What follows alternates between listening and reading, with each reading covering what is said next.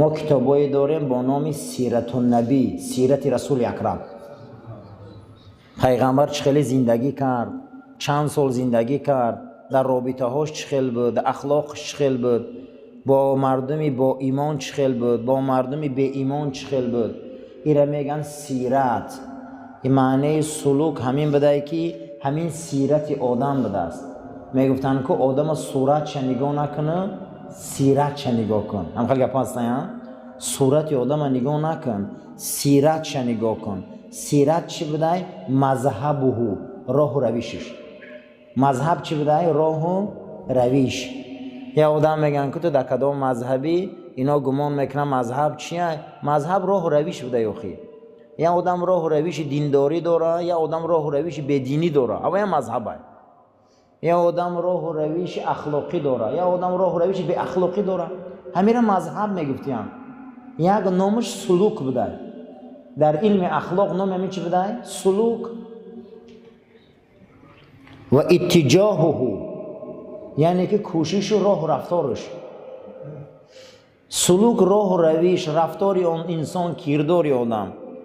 یقالو بزرگان میگفتیان که فلانون حسن السلوک، فلانی به حد راه و رویش خوب دارن، فلانی بسیار راهی بد دارن. انا همین حالت نامش سلوک میگفتیان. یک بخش اخلاق سلوک بوده. راه و رویش ما، راه و رویش کیه یوخی؟ ما مؤمنیم، خدا مؤمنه. در قرآن سوره مؤمنه، در قرآن سوره مؤمنونه. نام سوره قرآن مؤمنه، نام سوره قرآن مؤمنونه. نام خدا مؤمنه، نام ما مؤمنه. این بینده بزرگیره. مذهب ما مذهب ایمانه، مذهب ما مذهب مؤمنه. دیگر خلاص شد، راه روشن شد، راه معلوم شد. چی در کار برای ما اکنون مسلک دیگر، دنیای غرب و مذهب دیگر و مسلک دیگر؟ ما مسلک ما معلوم شد که راه و رویش ما مومن بدیم، ما مسلمان بدیم. تمام، الحمدلله. سلوک عمل ارادیون. سلوک این اراده انسان بوده. یا اراده ها هسته ضعیف، اراده ها هسته خوب. ما باید اراده داشته باشیم. حضرت عمر رضی الله تعالی عنه بت پرستیدگی هست یا نه؟ البته. حضرت عمر رضی الله تعالی عنه در زمان اولی مسلمان نبود، مسلمان ها را غم میداد یا نه؟ البته. حضرت عمر رضی الله تعالی عنه آیا برای پیغمبر صلی الله علیه و سلم کشتنش نقشه کشید یا نه؟ البته. خانه ارقم ابن ابی ارقم به سر رسول الله اومد یا نه؟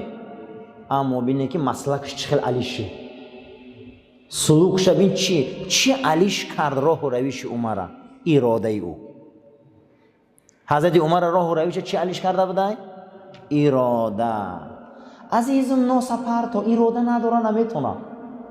عزیزم شراب پر تا نمیتونه. برادر عزیز همین کارا نه، اراده نداره. خی اراده نداره. حضرت عمر رضی الله تعالی عنه زندگیش برای هممون کفایت. همه نمود جنایت در زندگی نبود، همه نمود جنایت در زندگی خالد ابن ولید بود. اما وقتی که ایمان میبیارن بینیم که اراده ایو رو به کجا برده میرسونن. اینش شمشیرتی خدا میکنه، اینش خلیفه رسول. این دروغه هم اج دیگر من نمیتونم. این نمیگه تو ارادت ضعیفه. کسی را که ارادش قوی باشه و سلوک داشته. سلکه چی بوده؟ ای ترقه. سلوک طریق، راه رویش. که قول الکذب، یا آدم اراده دروغگویی داره، یا آدم اراده صدق راستگویی داره، یا آدم اراده بخل بخیلی داره. اینا همش اراده‌اند. اینا اراده‌اند برادر. هیچ محل ایرا به این آمیخته نکنه که اینا اراده. یا آدم اراده کرم داره، سخیگی. یا آدم بخیله، یا آدم سخیه، یا آدم راستگوه، یا آدم دروغگوه. این اراده برادر. اراده انسان اگر قوی باشه ای همه گناه بس میکنه. اراده آدم ضعیف باشه، پیغمبر اگر موعظه کنه کو یگون چی نمیشه. چه در زمان پیغمبر نبودن منافقا، در زمان پیغمبر نبودن ملحدا، در زمان پیغمبر نبودن همون شخصیت هایی که گناه قد بودن، در او زمان هم بود. معلومه که اراده چیزی مهمه. فتزح ان الخلق حالت راسخه فی النفس. برای ما روشن شد که اخلاق یک کاری روشن و با قوت در نفس آدم بوده. اخلاق در درون بوده. انا همون میکروسیخمه هایی بوده که در درون آدم بوده. اون میکروسیخمه ها با واسطه اخلاق، با واسطه رفیقی بد، با واسطه محیطی بد، با واسطه طعامی بد، با واسطه تربیه بد همون ضعیف میشده. آدمیزاد خدا یک خلق کردگیه که ای راستی خرسان میشوه. دین در کار نیست. من از پیش یک آدم دارم دین نداره، راستش کو نقضت میبینم.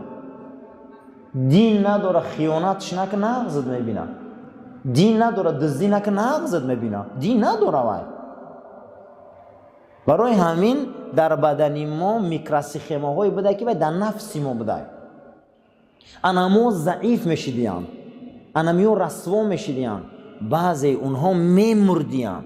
ایروی چی؟ ایروی تربیه بده، ایروی رفیقی بده، همنشینی بده، همو رسوا میشیدیم. پیغمبرو می اومدین همو رو پره میکردیم. برای همین رسول الله صلی الله علیه و سلم گفتیم که من آمدم که شما را اخلاقاتانه پره کنم، اخلاقای حمیده در شما را رسانم. ولیس شیئا خارجا مظهریا. اخلاق یگون چیزی در بیرون نیست که او ظهور کنه و رنگ لنته سرخ او را بینه. او را دیده نمیشوه.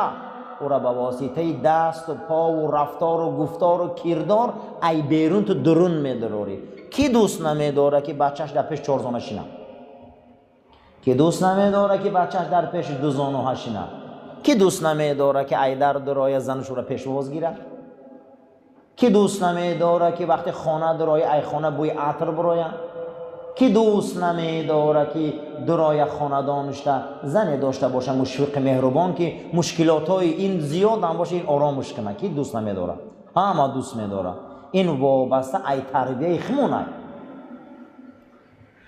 امروز که ما فرزندا را درست تربیت کردیم، زنمون را درست تربیت کردیم، رسول الله صلی الله علیه و سلم فرمودند که در بعض شعرها، حدیث در امام ترمذی هم است، در امام احمد هم است، در بعض شعرها و قصیده ها تربیت و اخلاق، در بعض سخنها مثل سحر تاثیر است. این خیلی همه شعر رد نکنی. بعض شعرهایی هستن که آدم در اخلاق تربیت میبیارن، قصیده هایی هستن که آدم ها را میلرزونن، آدم ها را میبیارن. حتی صحابه ها رضی الله تعالی عنهم در وقت جنگ، در میدانهای جنگ رجز میخوندن. چی میخوندن؟ رجز. رجز چی را میگن؟ یک بحر شعری است. در زمانهای ما مکتب بچه بودیم، من شعر بدم، من کلام میشوم قهرمان. رجز یمین که آدم را میجمونه. صحابه در همون زمان رجز میخوندن. حتی پیامبر اکرم صلی الله علیه و سلم در روزی که مسجد نبوی را میساختن، حضرت همون روز رجز میخوندن، شعر میخوندن که اللهم لا عیش الا عیش الاخره. ای پروردگارا، یگان راحت رنگ راحتی جنت بزرگ نیست، یگان راحت رنگ راحتی آخرت بزرگ نیست. اللهم لا عیش الا عیش الاخره. ای پروردگارا، رگان راحت و معیشت رنگ معیشت آخرت نیست. فاغفر المهاجرین والانصار. بخش گناه مهاجران و مردم مدینه را. یعنی که معلومه که شعر رجز تأثیر داره. پیامبر در بعض شعرها تأثیر است، در بعض شعرها نصیحت است، در بعض گپ‌ها رنگ سحر تأثیر است. همین زن تا یک بار نصیحت که 2 بار نصیحت که کودک تا یک بار که 2 بار تأثیر میکنه. وای گو تأثیر میکنه.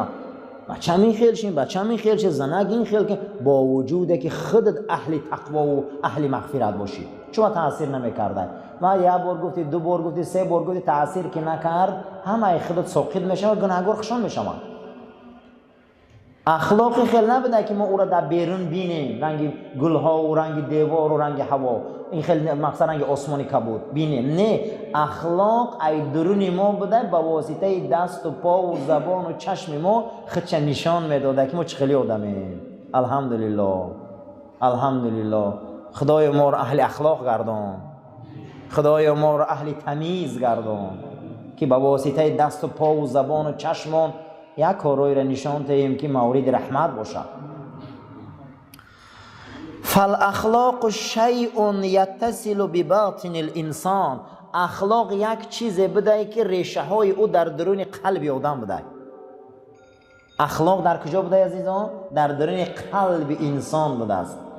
حضرت مولانا جامی وقتی که درس میدادیان، حضرت مولانا یک سیله کودک جوگان بازی میکردیان.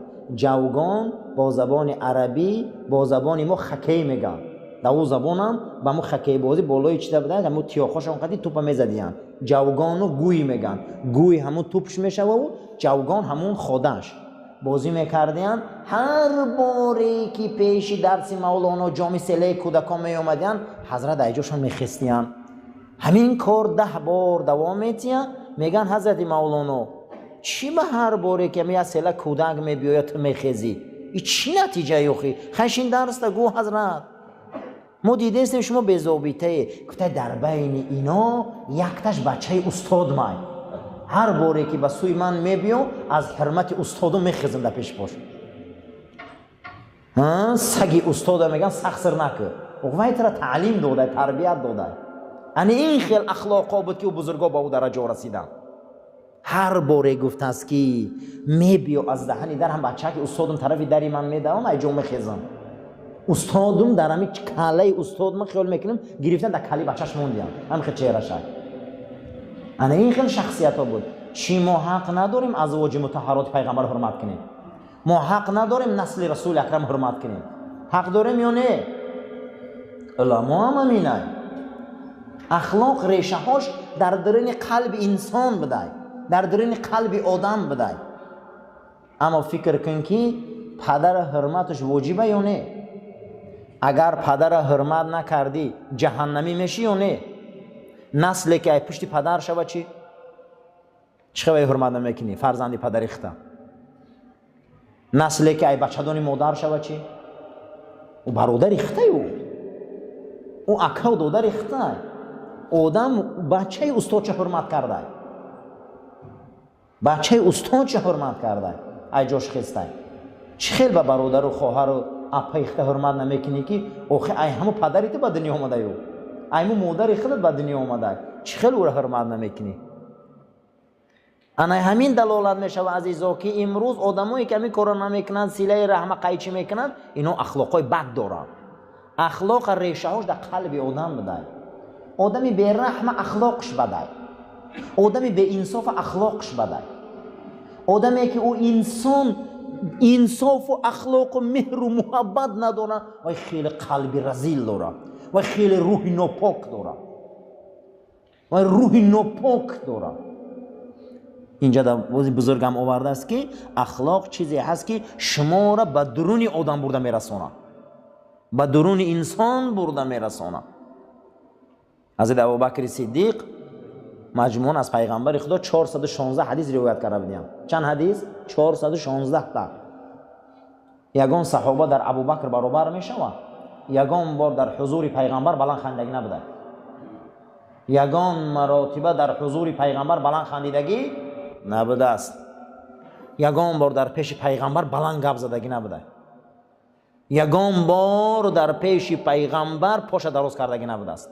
هم خسری رسول اکرم بود، هم از پیغمبر 2 سال میده بود، هم جوانیش با رسول الله گذشته بود، هم رفیق غار بود. حتی حضرت عمر رضی الله تعالی عنه سر وظیفه آمدن خلیفه شدن، حتی که در جای پیغمبر ابوبکر دیگه برآمده گپ زدن نمیزدن، در منبرشان از او 2 قدم پایان رفتن، اوجا در گپ زدن، گفتن من لایق جای او نیستم.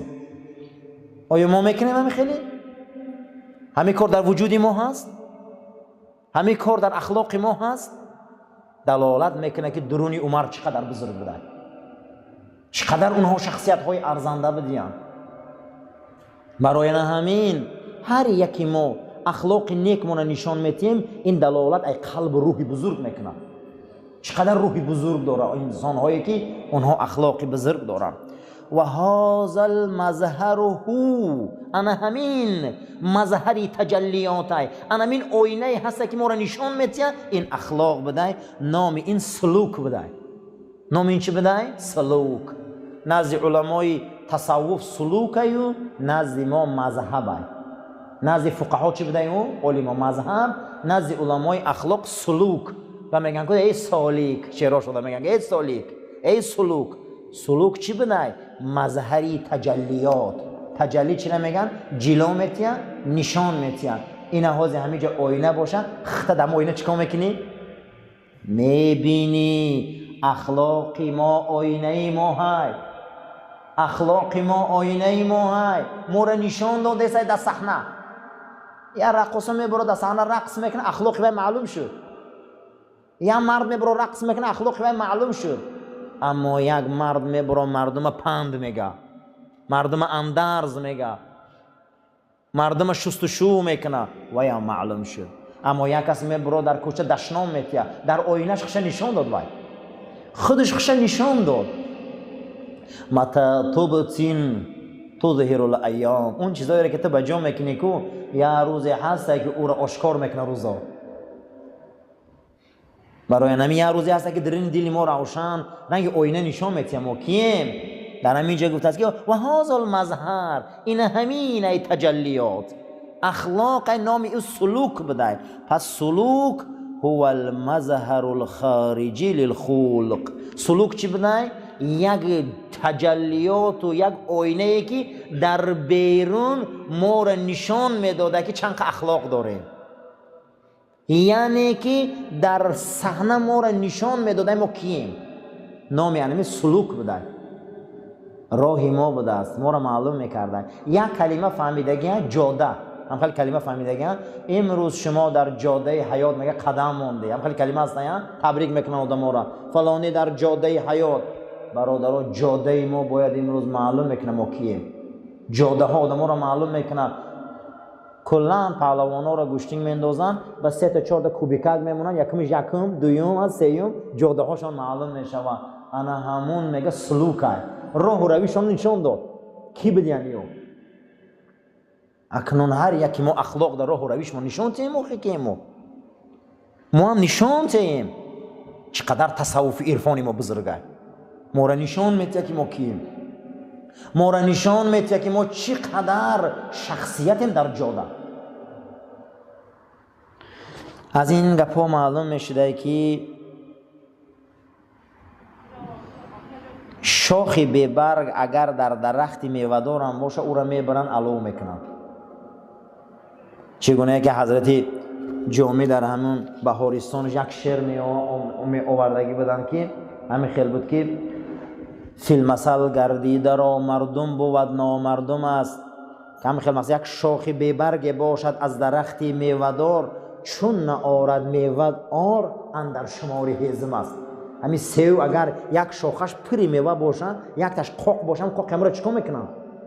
ای آدمای به معنی برادرها بسیار آدمای به معنی به دنیا آمده گردن قطار هیزم میگن. نکیم همونه که در قطار میوه که میوه تیه، امروز میوه ایمانی ما اخلاقی ما های. پروردگار ما را برای راست هدایت که ما در توفیق ته، ما را آدمای به اخلاق که، ما را آدمای به تربیت که، تا اینکه سلوک ما، راه و رویش ما معلوم باشه. ما در بیرونمون، در رفتار و کردار و گفتارمون، در جامعه خمون نشان تیم که ما چخیلی انسانیم. پروردگار ما را اخلاق محمدی نصیب گردان. ربنا آتنا فی الدنیا حسنة و فی الآخرة حسنة و قنا عذاب النار. آمین یا رب العالمین. صفاتنا راست گیرید.